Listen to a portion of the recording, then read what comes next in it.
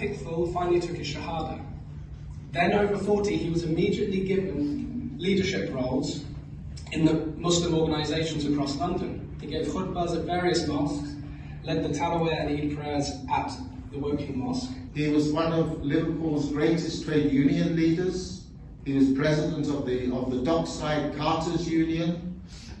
He was also involved in campaigns, letter writing campaigns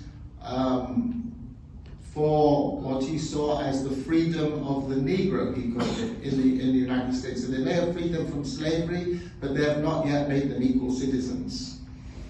And he was actually awarded at one time an honorary degree at the first free black university in the USA. My name is Professor Ron Jeeves. I work for the Cardiff Centre for the Study of Islam in the UK.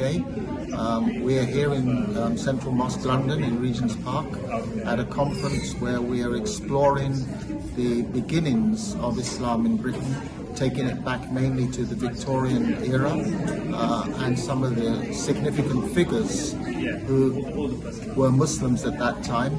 My own speech was on Sheikh Abdullah Quilliam, who was a convert from the Victorian era, who started the first mosque in Britain, in Liverpool, in 1889.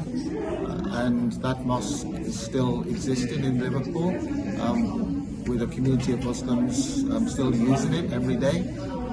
So we are here together to share our knowledge of those early roots of Islam in Britain. I think one of the most important things for me in exploring the story of Abdullah Quilliam, who was a Victorian English convert, who was able to establish Islam in this country in a way that made it fit and adapt into British culture at that time in the Victorian era, and gives us an example of how Muslims can live side by side, sharing in the culture and the politics and the societal life of the land that they are now in. They stayed there, some of them 15 years, you can imagine. And then when they came back, after all these years, that time, the community they established in Abyssinia, it was something similar to this one established in Liverpool. بسم الله الرحمن الرحيم. هذه الندوة التي تتناول حياة 4 من الرواد المسلمين في القرن ال19 نظمها المركز الثقافي الإسلامي، وهدفها هو إلقاء الضوء على صفحات من تاريخ الإسلام في بريطانيا خلال العصر الفيكتوري، وحث النشء الجديد والجيل الجديد على معرفة تاريخهم وتاريخ الإسلام في بريطانيا، وتذكير كذلك كثير من الناس الموجودين من المسلمين ومن غيرهم بأن الإسلام عريق في هذه البلاد، وأن هناك بعض القواد الذين ناضلوا كثيرا والذين أسسوا كثيرا، مثل عبد الله قليوب، مثل فاطمة ليفربول، ومثل رشيد ستينلي، ومثل محمد مرمدوق، والذين تكلمنا عنهم هذا اليوم. ومن هؤلاء الرواد أيضا صدرت أول ترجمة للغة الإنجليزية أعدها مسلم، وهو محمد مرمدوق رحمه الله جميعا. هذه مهمة جدا، هذه الندوة لمعرفة تاريخ الإسلام وربط الحاضر بالماضي، وتشجيع أبنائنا الجيل الجديد، وعدم النظر للإسلام على أنه إسلام هو وافد وجديد وهو دين مختلف عن الآخر.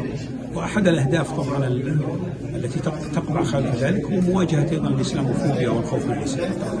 رسالتي للجاليات العربية، الجاليات العربية على اختلافها وتعددها مع الأسف الشديد لم تؤثر كثيرا في الحياة في المجتمع البريطاني، وقد سبقتها بعض الجاليات الإسلامية التي جاءت بعدها. نصيحتي للجميع هي الحرص على التربية والتعليم بالدرجة الأولى. الأمر الآخر هو التكاتف والاندماج مع الجاليات الإسلامية الأخرى والتعاضد بينهم، وكذلك الاستفادة من مقدرات المجتمع البريطاني والمشاركة فيه بشيء إيجابي. الجالية العربية ربما نشيطة في التجارة، ولكنها ربما ضعيفة في الجانب السياسي والجانب الإعلامي، وهذه بعض المؤاخذات التي تؤخذ عليها، وربما يتغير هذا في المستقبل. الجانب الثقافي الجالية العربية أيضا ليست قوية كذلك، وربما المراكز الثقافية والإسلامية ينبغي أن تتطلع أيضا إلى بث روح شيء من الثقة والروح ونشر الثقافة العربية في بريطانيا. المسلمون الذين يعتنقون الإسلام في بريطانيا كثير جدا، ولو جمعنا ربما من يعتنق الإسلام في جميع المؤسسات الإسلامية سيبلغ عددهم لا شك آلاف من الناس. هؤلاء طبعا نحن ننظم لهم في المركز الثقافي الإسلامي دورة في تعليم الصلاة ودورة في التوحيد، وكذلك لدينا أربع دورات في تعليم اللغة العربية لغير ناطقين بها، ولدينا دروس كذلك للأطفال. We kept this from my brother and from my dad, who isn't religious, but it was as though my brother had died amongst some people, the way that they responded to my brother's conversion to Islam. And for me and my mum in particular, that made us very upset and very angry because of the ignorance. My name's Christina Longdon, and I'm the great-granddaughter of Robert Stanley, known as Rashid Stanley, who was a very well-known Muslim who converted in 1898. So I'm here to talk at this conference about his life and really about what being his biographer, I suppose, has brought to me and to my own family, and to share, I suppose, the really fascinating story of his life, how it was covered up. So many people in Britain have no idea about the rich heritage, the Muslim heritage that has grown up amongst working class communities such as my own family. My brother converted to Islam in 1991, and he had no idea whatsoever about the fact that our own great-great-grandfather had also become a Muslim. About 7 or 8 miles east of Manchester, right on the edge of the Pennines, right on the edge of Yorkshire, and that's where all my family are from, that's where I'm from. So we've got this strange kind of accent, Lancashire, Yorkshire, and this is how it all began.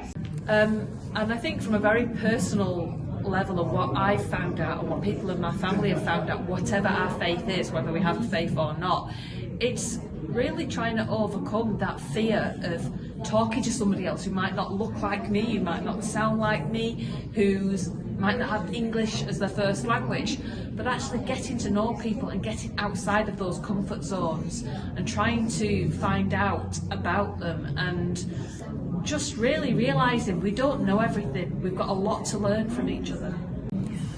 And I think for me and for my family, what we've found out in the last 30 years is just how much people have got in common in Britain, whether you practice a faith, whether you don't practice a faith. It's all down to humanity. It's about caring for each other, about looking for the greater good, about looking out for people who are being oppressed for whatever reason that is. And I feel really strongly at the moment that there's huge perception about Muslims and how they live and what they believe, completely wrong. And I suppose what I want to do, what I have been doing for the last few years, is telling my ancestors' story and just how much everybody has to share in that. And it's just about standing up for people and for overcoming ignorance and actually educating yourself, particularly if you're looking to the media to give you information. You're not always going to get the right sort of story, so it's about going out there, meeting people, meeting everyday people, and finding out what is important in their lives and how they're living their lives, and just overcoming some of that ignorance, really. An extraordinary life situated in extraordinary times. An accomplished author, journalist, and in later years, an Islamic scholar and translator. He was a man who wore many hats, or perhaps more accurately, wrote with many pens. For it is these words that resonate with us a century after they were first written. My dad, my nephews and my brother doing the bodybuild thing there. But yeah, we're just really proud and just so honoured to have that man in our family. And this is my dad wearing the fez, except the fez is cut off.